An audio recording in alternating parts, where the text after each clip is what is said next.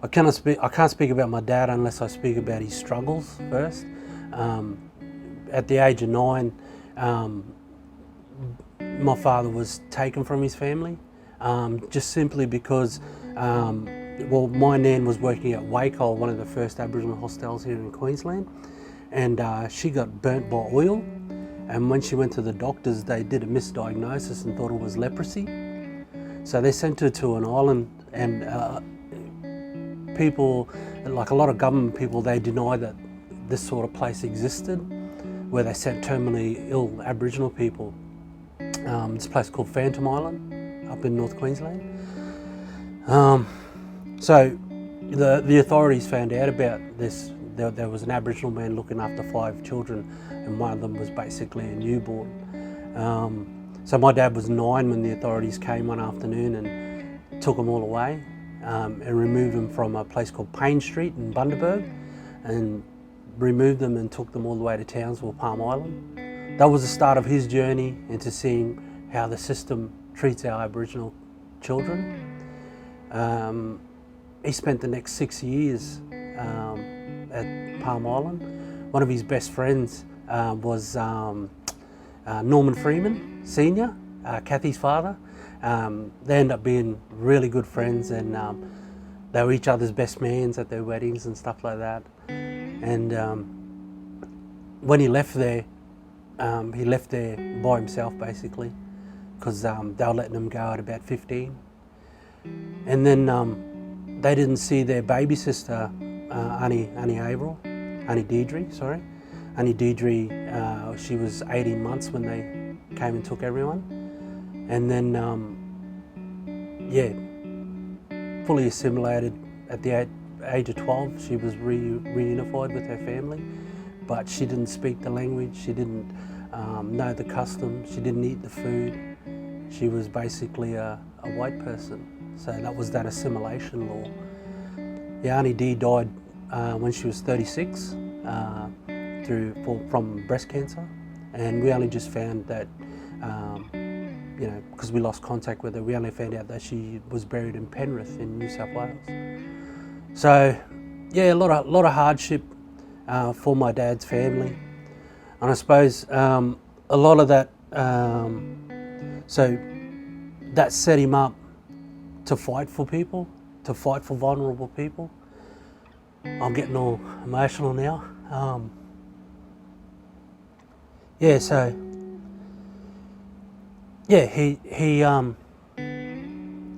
That was his goal, was to speak for people that couldn't speak for themselves. He's a self-made person. When he hurt his back, he thought, what can I do now? Because he was a labourer. So he went back to school, because they only taught him to grade 7 or 8 in the dorms. And he went back to school, got his high school certificate, year 12, and then he went on to study business management. And everything just started falling into place for him.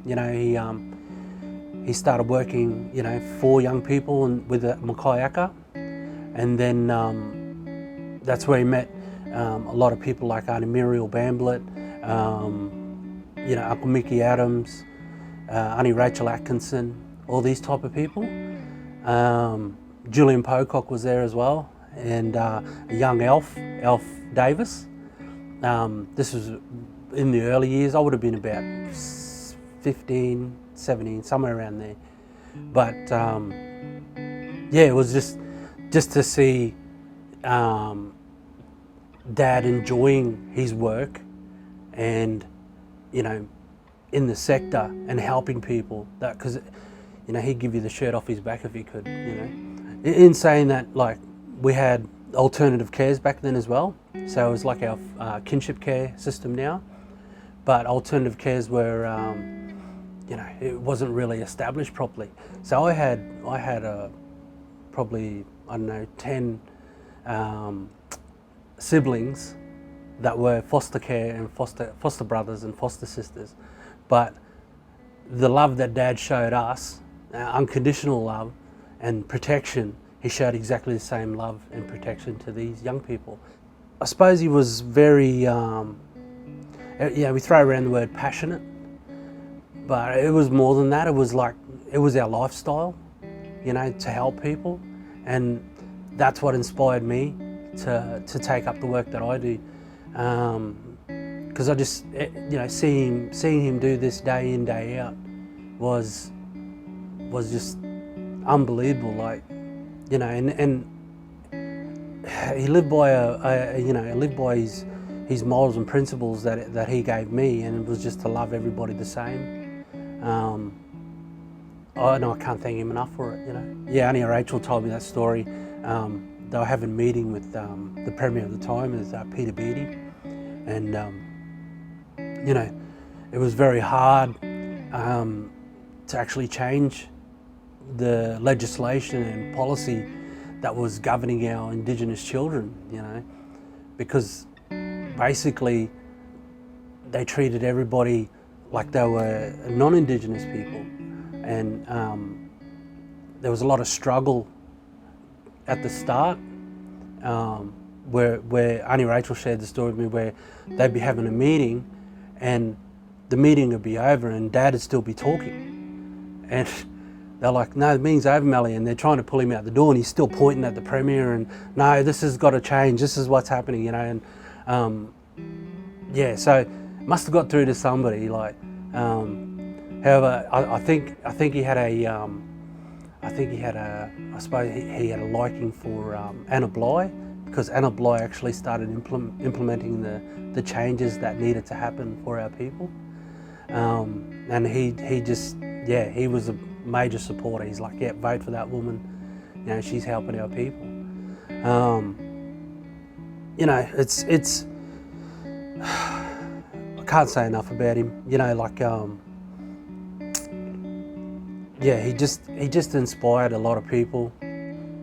I believe that him and the people that he worked with, we wouldn't be doing the things like we are today, and sitting in these offices and, you know, going to conferences and, you know, really building our sector, if it wasn't for my father and the likes of Auntie Muriel, Uncle Mickey Adams, Rachel Atkinson, Auntie Rachel Atkinson, just going before us and doing things for us. You know, I believe that my father, he created a legacy for me, and everyone that he talked to, he touched them in different ways. You know, and he showed, it didn't matter who you were, he showed you the same love and respect that he'd expect you to show him. Yeah, you know, he was a very tough person, and I think that helped as well, you know, leading the way for our sector. You know, he always told me that if you speak the truth, it's going to hurt people, but it'll set them free as well. And he had another little saying, and I think Auntie Rachel Atkinson will remember this saying, is that he'll sit down in a meeting and, you know, acknowledgements are done, and then he'll say something like really cryptic, like, we were here before we were here. And I always wondered what that meant, but to me it was, when I grew older, to me it means that we're meant to be doing what we're doing.